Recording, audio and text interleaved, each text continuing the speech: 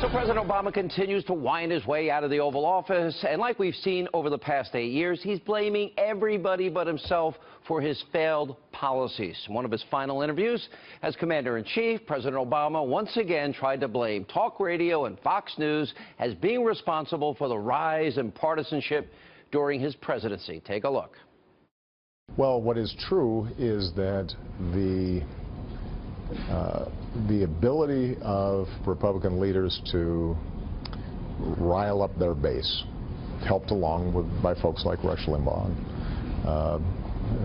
some commentators on Fox News, I think created an environment in which Republican voters would punish Republicans for cooperating with me.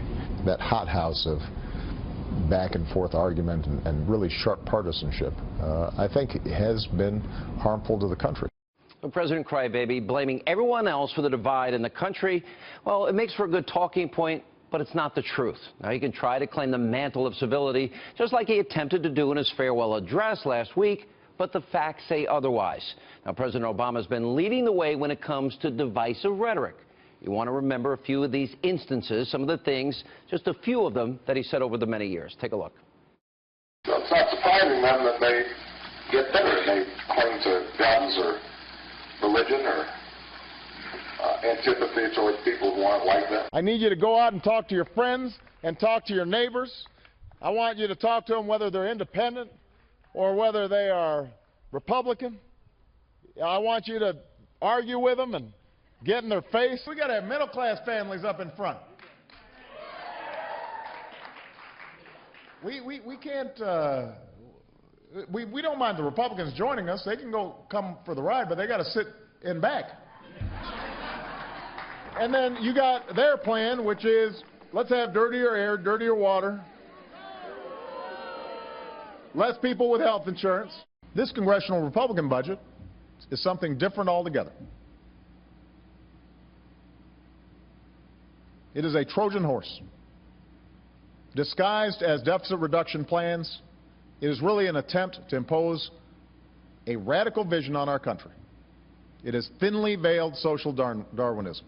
If you accept the support of Klan sympathizers before you are president, you will accept their support after you're president.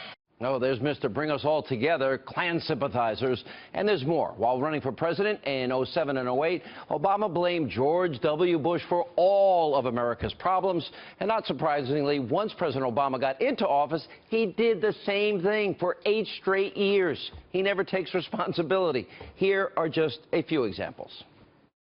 We were inheriting so many challenges. We knew this was going to take time, because we've got this big, messy, tough democracy. The previous administration and previous Congresses created an expensive new drug program, passed massive tax cuts for the wealthy, and funded 2 wars without paying for any of it. If we had taken office during ordinary times, we would have started bringing down these deficits immediately. These are far from the best of times. By any measure, my administration inherited a fiscal disaster. Blame Bush, it's still going on. Now, the Bush blame game became so pathetic, I like to try and explain it, well, this way. If President Obama gets stung by a bee, if the dog bites, if the bee stings, if he's feeling sad, he blames George W. Bush. If he has a hangover for drinking too much, he blames George W. Bush and Jack Daniels.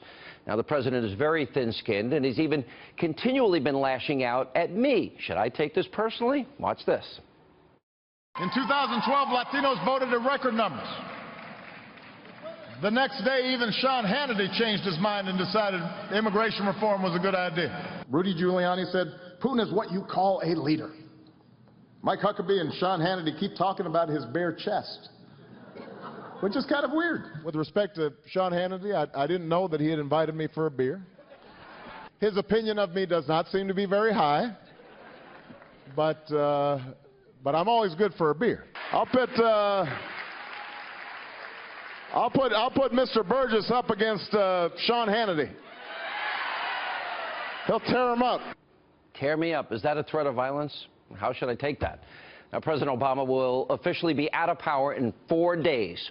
4 days, this long nightmare ends, and he's leaving behind a huge mess that President-elect Donald Trump is going to be forced to clean up. But it appears that Donald Trump will be taking a much different approach than Barack Obama. Instead of doing nothing and blaming his predecessor for everything, President-elect Trump looks like he's actually going to try and fix the country's problems, the problems we all face. Here with reaction.